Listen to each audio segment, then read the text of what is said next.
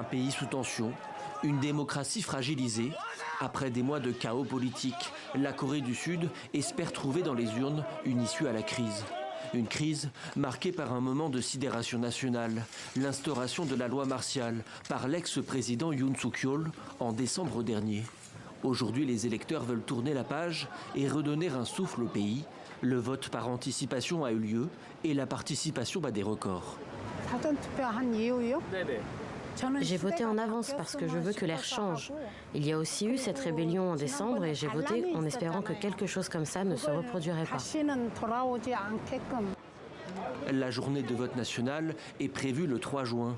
Deux candidats principaux vont s'affronter. D'un côté, le favori, Lee Jae-myung, représentant de l'opposition avec le Parti démocrate.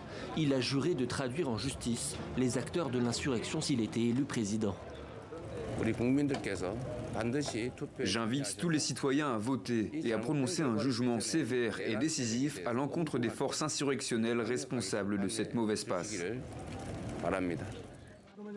Face à lui, Kim Moon-soo, représentant du parti au pouvoir. Conservateur, il mise avant tout sur le mécontentement lié à la situation économique pour rallier les électeurs.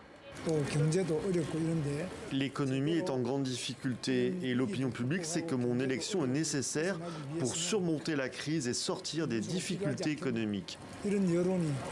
Un pays divisé politiquement et une économie qui suscite des inquiétudes. La Corée du Sud est frappée par la hausse des prix, un marché de l'emploi tendu et des logements inaccessibles.